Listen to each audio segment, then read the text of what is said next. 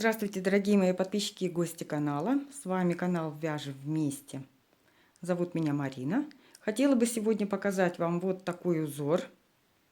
Некоторые его называют резинкой. У меня не поворачивается язык назвать его резинкой, поскольку вот так вот он выглядит с изнаночной стороны. Вот так с лицевой. Почему не поворачивается язык назвать его резинкой? Потому что эластичности практически у него нет, как у резинки. Но использовать его как узор, а возможно даже как и резинку, как начало, скажем так, вязания, если вам не нужен стянутый край, например. Вполне возможно. Как узор для шапки тоже возможен. Практически не эластичный, видите? Вот как прямое полотно. Вот так выглядит с наружной стороны, с изнаночной стороны, с лицевой. Раппорт этого рисунка 4 петли и 2 ряда. Сейчас на спицах 22 петли.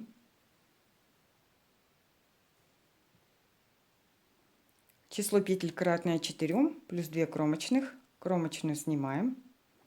2 лицевых. Возвращаем их на левую спицу. За ними вытягиваем рабочую нить, как бы обвивая их. Снимаем их снова на правую спицу, они уже провязаны. 2 изнаночных. 2 лицевых. Снова снимаем их на левую спицу. За ними вытягиваем рабочую нить, как бы обвивая ею эти 2 лицевых петли. Снова снимаем их на правую спицу. 2 изнаночных, 2 лицевых, 2 лицевые снова возвращаем на левую спицу, вытягиваем за ними рабочую нить и снимаем их на правую спицу. Возвращать мы будем только лицевые петли. Сейчас у нас 2 изнаночных, 1, 2, 2 лицевых, снова возвращаем их на левую спицу, вытягиваем рабочую нить, обвиваем их и снимаем на правую спицу снова. Они уже провязаны. Теперь снова 2 изнаночные, 2 лицевые, возвращаем их на левую спицу, за ними вытягиваем рабочую нить и снимаем их снова на правую спицу. Теперь у нас 2 изнаночных, кромочная, изнаночная.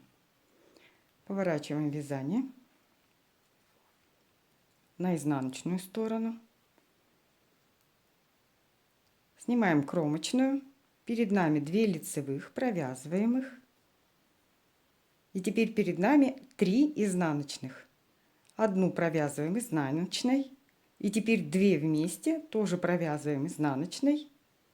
Снова 2 лицевых, 1 изнаночная, 2 вместе изнаночными.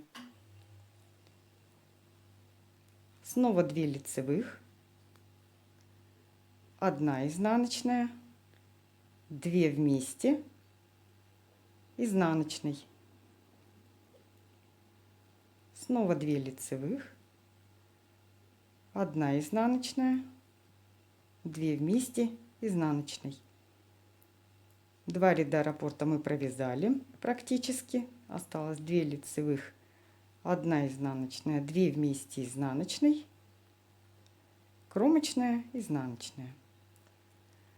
Теперь мы снова в лицевом ряду повторяем раппорт также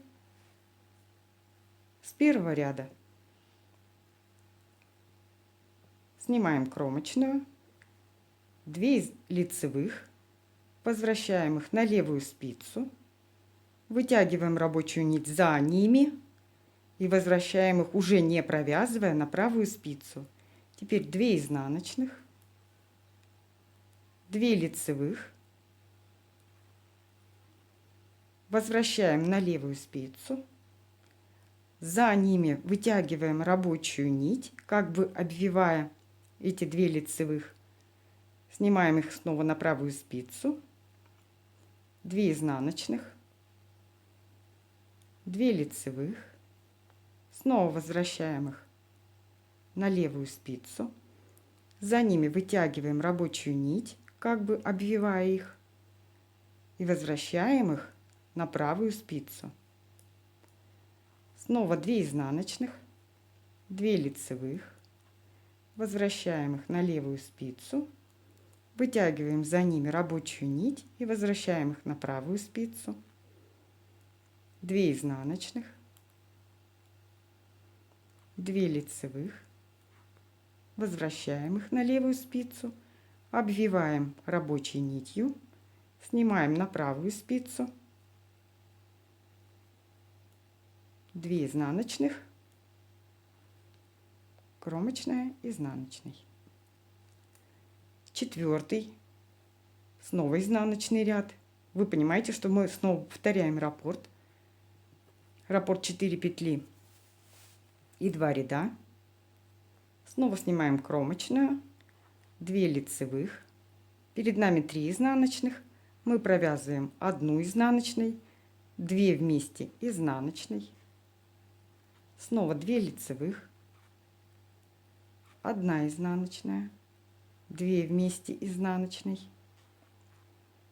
Снова 2 лицевых, 1 изнаночная, 2 вместе изнаночной, лицевые 2, 1 изнаночная, 2 вместе изнаночной, снова 2 лицевые, 1 изнаночная, 2 вместе изнаночной, кромочная, изнаночная. Таким образом мы повторяем раппорт каждый раз. 2 ряда. Вот так. Сейчас я провяжу еще несколько рядов. Вот так узор выглядит на хлопковой нити. Здесь 60% хлопка, 40% акрил. И так на 100% акриле.